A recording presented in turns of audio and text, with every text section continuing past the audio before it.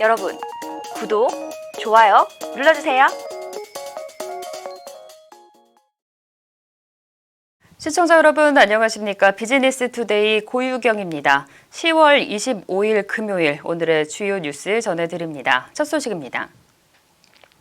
카카오톡 실시간 이슈 검색어가 오늘 오후 1시부터 폐지됐습니다.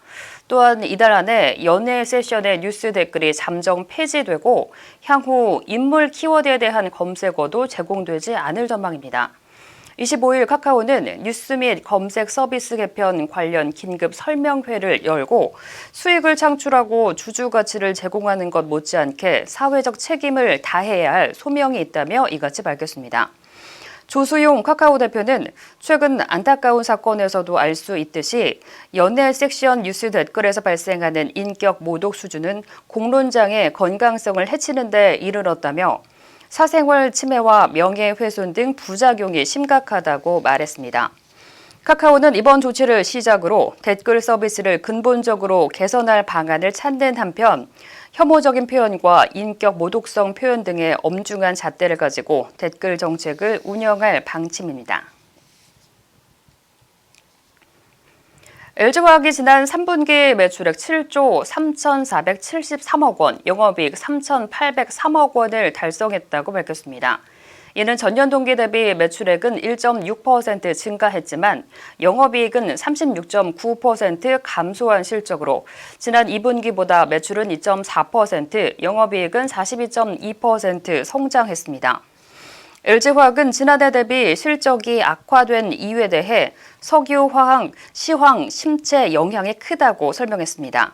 지난해 10월 톤당 1,160달러 수준을 유지하던 에틸렌 가격은 올해 들어 급락을 지속해 톤당 660달러 수준으로 떨어졌고 이후 에틸렌 가격이 거듭 하락하면서 LG화학, 석유화학 부문 주요 제품들의 수익성에 악영향을 미쳤다는 분석입니다. LG화학은 4분기 석유화학 고부가 제품 매출 확대와 자동차 전지 출하 증가 등이 기대된다고 밝혔습니다. 현대모비스가 친환경차 생산량 증가에 따른 전동화 부품 공급 확대에 힘입어 영업이익을 30%나 늘리며 호실적을 기록했습니다. 현대모비스는 지난 24일 올해 3분기 매출액 9조 4,449억 원, 영업이익 6,039억 원을 기록했다고 밝혔습니다. 이는 지난해 같은 기간과 비교해 볼 때 매출은 12.1%, 영업이익은 30.6% 증가한 실적입니다. 특히 주력 사업인 모듈 핵심 부품 부문의 매출이 지난해 같은 기간보다 12.5% 늘면서 전체 매출 상승을 견인했고 AS 부문 매출도 1조 9,344억 원으로 10.5% 증가했습니다. 현대모비스 관계자는 고부가 가치 핵심 부품 기술 경쟁력을 기반으로 적극적인 영업 활동을 전개해 실적 상승을 이어가겠다고 밝혔습니다. 아시아나항공의 인천 샌프란시스코 항공기 운항이 내년 3월 1일부터 4월 14일까지 45일간 정지됩니다. 국토부는 25일 이용객들의 편의를 위해 운항 정지 종료 기한까지 예약 상황 등을 최우선으로 고려해 내년 3월 1일부터 운항 정지를 개시하는 것으로 결정했다고 밝혔습니다. 국토교통부는 25일 아시아나항공의 인천 샌프란시스코 항공기 운항이 내년 3월 1일부터 4월 14일까지 45일간 정지된다고 밝혔습니다. 아울러 국토부는 아시아나항공에 대해 운항 정지 기간 동안 해당 노선을 예약한 승객들이 불편을 겪지 않도록 예약 승객들이 출발일 변경이나 환불을 요청할 경우 수수료 없이 조치할 것을 아시아나항공에 특별히 주문했습니다. 롯데 면세점이 싱가포르 창의공항 입찰에 성공하면서 6년간 주류와 담배 품목 면세 사업을 운영할 수 있는 권한을 획득했습니다. 창의공항 면세점은 약 8,000제곱미터 규모로 롯데 면세점이 운영하고 있는 해외 매장 중 가장 큽니다. 롯데 면세점은 아시아 주요 허브 공항인 인천과 창의공항의 주류 담배 사업권을 확보함으로써 원가 경쟁력을 확보하고 사업의 수익성을 높인다는 전략입니다. 창의공항은 지난해 약 6,560만 명이 이용했으며 영국 항공 서비스 전문조사기관 스카이트랙스가 발표하는 세계 최고 공항 순위에서 6년째 1위를 달성한 바 있습니다. 삼성전자와 LG전자가 25일부터 27일까지 서울 코엑스에서 열리는 에어페어 2019에 참가해 미세먼지를 해결할 가전제품을 대거 선보였습니다. 삼성전자는 이 행사에서 공기청정기 무풍 큐브와 무풍 에어컨을 중심으로 혁신적인 청정 기술을 부각했습니다.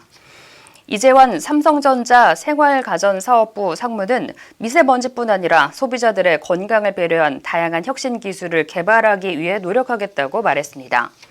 LG전자는 역시 225제곱미터 규모의 전시관을 마련하고 공기청정기와 가정용, 상업용 에어컨, 미세먼지 관리 가전 등 공기질 관리 토털 솔루션을 선보였습니다.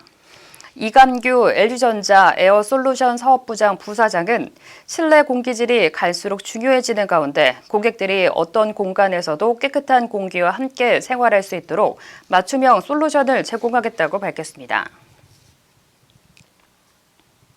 SK건설이 한국에너지공단 우즈베키스탄 에너지부와 함께 우즈베키스탄 노후 발전소 현대화 사업을 추진한다고 밝혔습니다. 이 프로젝트는 우즈베키스탄 무바렉에 있는 1200메가와트 규모의 천연가스 열병합 발전소를 현대화하는 사업으로 SK건설은 이곳을 300메가와트급 고효율 발전소로 재건하는 사업입니다. SK건설은 내년 상반기 내 타당성 조사를 진행하고 2021년 본계약을 체결할 예정입니다. 안재현 SK건설 사장은 SK건설은 우즈베키스탄 정부와 긴밀한 협업을 통해 사업을 성공적으로 수행할 계획이라며 우수한 기술력과 축적된 경험을 바탕으로 추가적인 사업 기회 모색에 더욱 집중하겠다고 말했습니다. SK텔레콤이 할로윈 버전의 AR 동물원 서비스를 선보이고 전국 5GX 부스트파크에서 다채로운 체험 이벤트와 혜택을 제공한다고 밝혔습니다. SK텔레콤은 31일까지 AR 동물원 서비스를 할로윈 콘셉트로 단장해 고객들에게 색다른 재미를 제공할 계획입니다.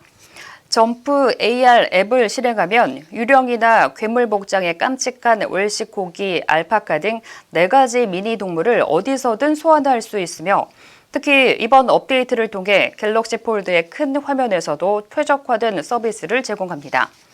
한편 SK텔레콤은 서울 지역 이외 부스트파크에서는 지역 축제와 연계해 AR 동물원을 이용할 수 있는 다양한 이벤트를 추진하고 있습니다. LG유플러스가 중국 차이나텔레콤의 주요 경영진이 마곡 사옥을 방문해 전략적 제휴의 후속 논의를 본격화했다고 밝혔습니다. 이날 방문한 차이나텔레콤 리우구이징 부총재 등 경영진은 세계 최초로 5G 상용화를 위한 LG유플러스의 네트워크 구축 현황과 전략에 공감을 표했습니다. 또한 상용화 이후 네트워크 운영을 비롯해 향후 5G 네트워크 미래 진화 계획에 대해서도 심도 있는 논의를 이어갔습니다. 최택진 LG유플러스 부사장은 차이나텔레콤과의 전방위적 협력 제휴를 계기로 5G 글로벌 시장 선도를 위해 네트워크 분야에서도 협력을 강화해 나가겠다고 말했습니다. 한편 차이나텔레콤은 중국의 유무선 통신회사로 무선 분야에서는 3억 2천만 명이 넘는 고객을 확보하고 있습니다.